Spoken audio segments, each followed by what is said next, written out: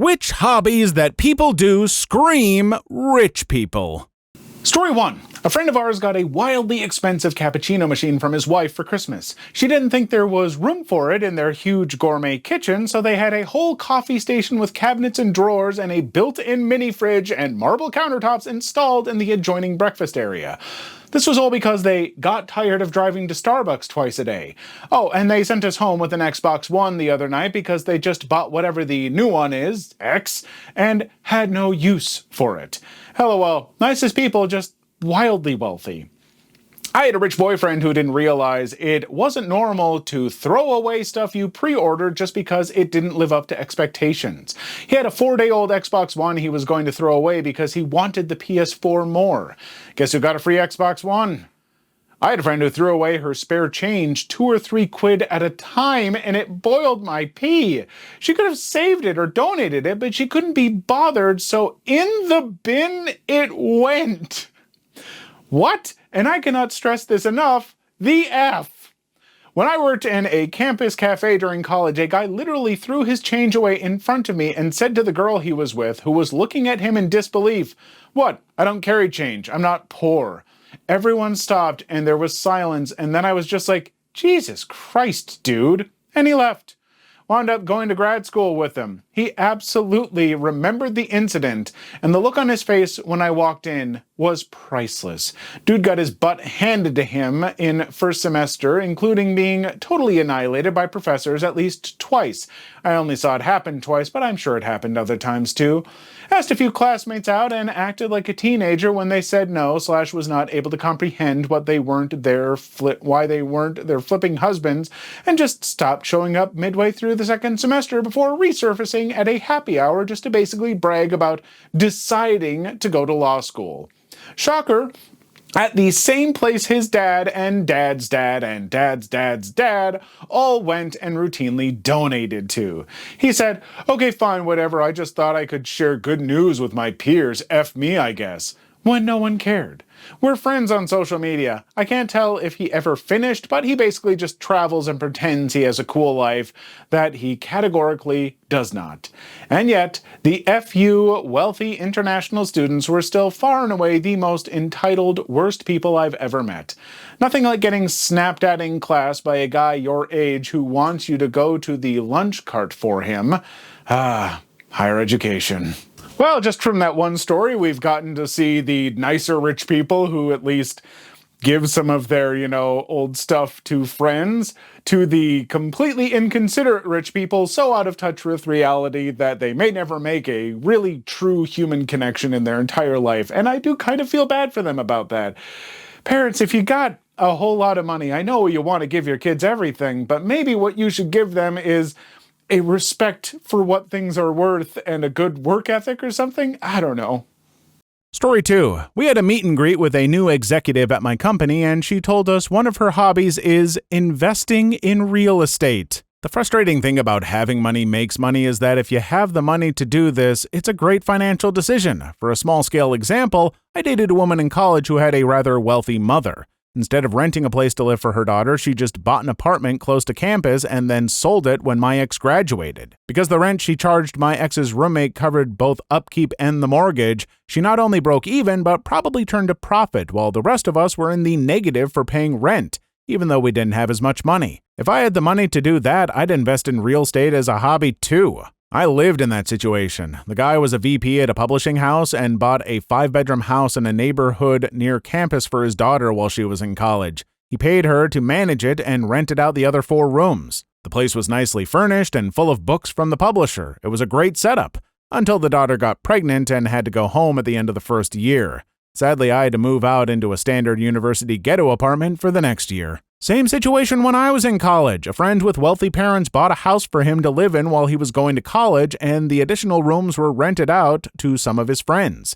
Even at a discounted rent, they more than covered the mortgage, insurance, and upkeep and then turned a profit. That's why it's so difficult for people born into wealth to grasp how truly difficult it is to make money when you're poor. They think, if I can easily make money, then everyone can. Poor people are just lazy or bad at managing their finances.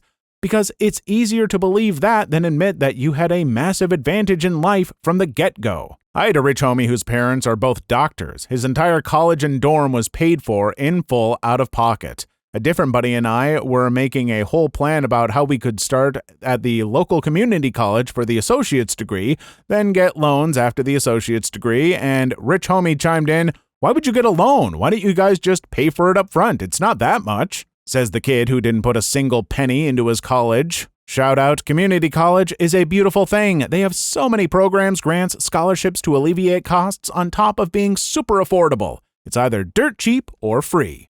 I'm not going to get mad about the housing market. I'm not going to get mad about real estate in general and all this other crap that just makes me so mad. Instead, I'm just going to be like, what? Story 3. Not really a hobby, but I worked for a boutique private doctor company. They cater to the very rich.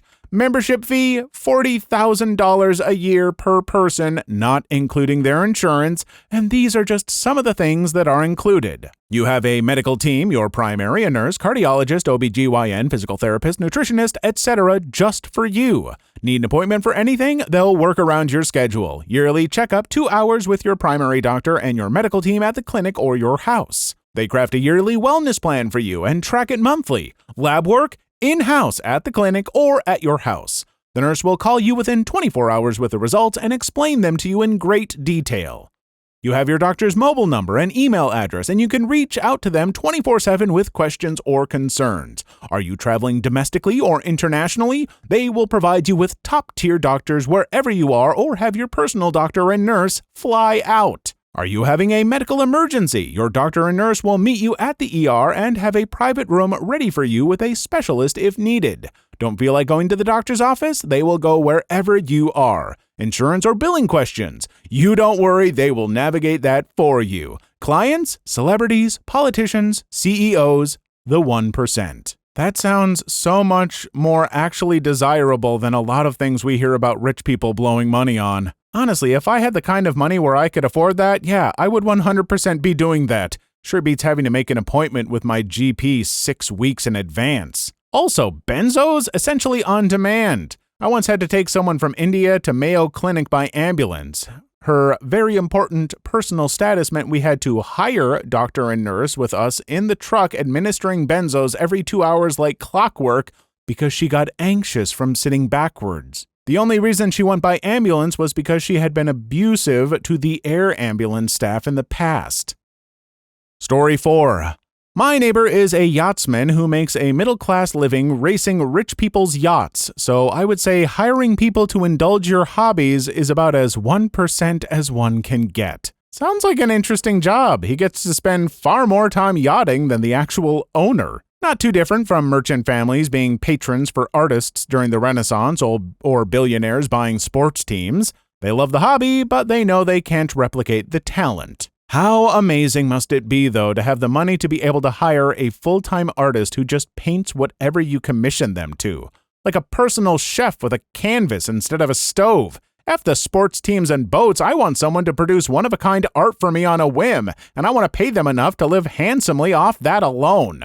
Okay, the commissioning an artist, I get, because you're helping to bring some art in the world. Granted, you're probably telling them what to make, and I don't know, as some rich person just hiring an artist, I feel like maybe you're not the most creative person, but the artist will find ways to make fun of you in their artwork, and that'll be great. Just like Michelangelo in the Sistine Chapel.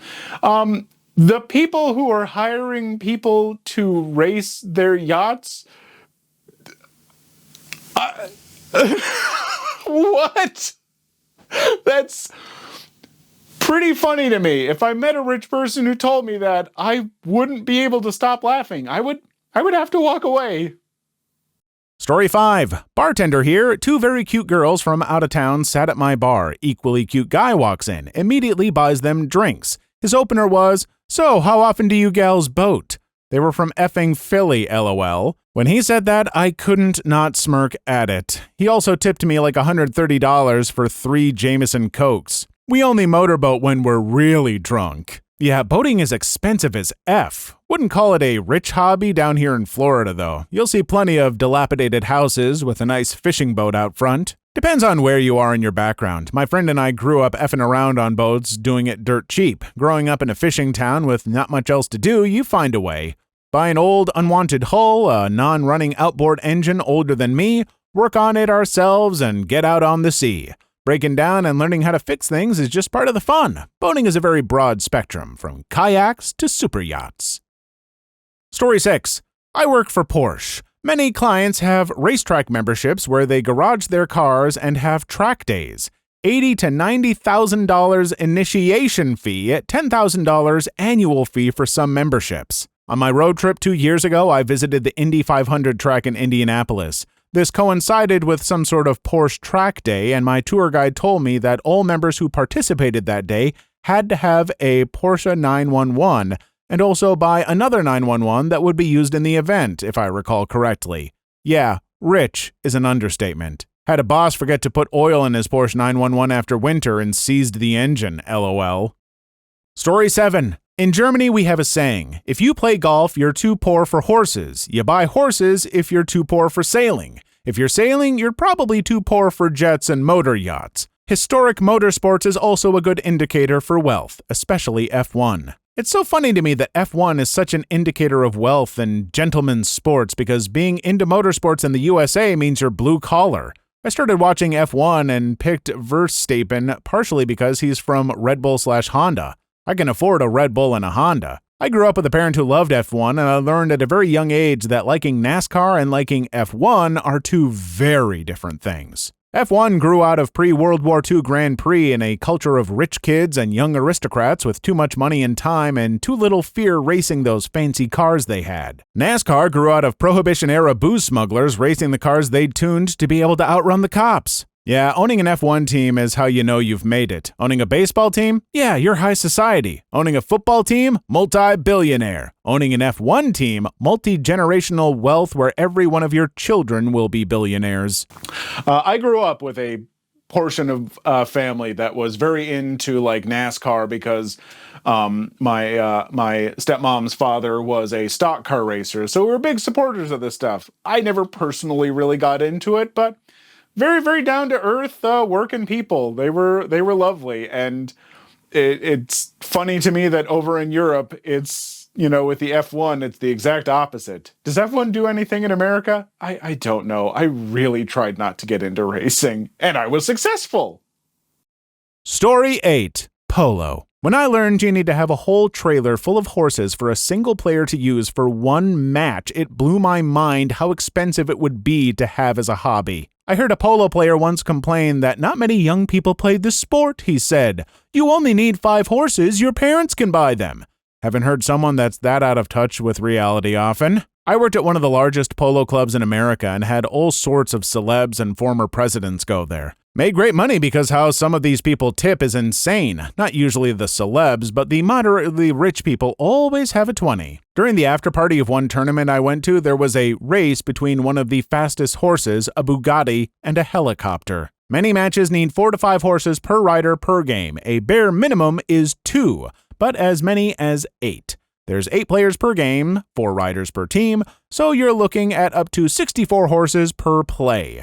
Throw in the ancillary resources for just the horses, vets, stable boys, groundkeepers. Yeah, it's a rich person sport. I once worked a temp job at a polo match, and yeah, it was literally sponsored by a champagne brand. No one in the crowd or on the horses looked within 10 tax brackets of me. Story 9. Summering. Only rich people will ask another person where they summer. Where do you summer? In my bedroom? Unless you have grandparents in a small town and your parents send you there for the summer.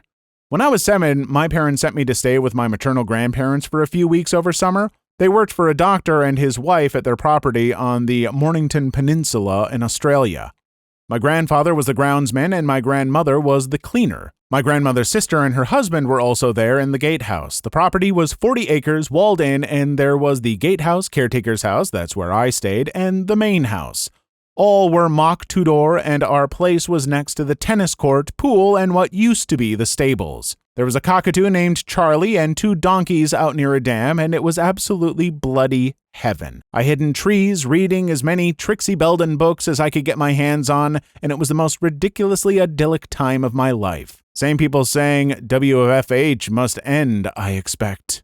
Ah, yes, I remember growing up when I would summer in my bedroom playing video games because it was too hot outside, and get together with friends and stuff like that, and we'd go to the rundown mall that had about 1/3 of the shops open. Ah, those were the days. To be young and poor. Story 10.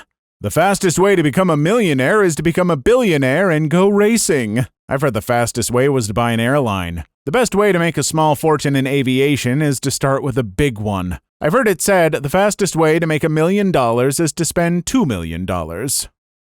Story 11. I went to my auntie's 70th birthday. She's a hobbyist pilot and longtime member of an aviation club. My partner and I were talking to one of the guys there, and he asked, "Did you guys ever get into flying?" To which we obviously replied with, "No." He seemed genuinely surprised and then asked, "Oh, did your parents just not let you?" The obscene cost of flying, owning, renting planes never even entered his mind. The only reason he could see for not flying planes as a child was a lack of interest.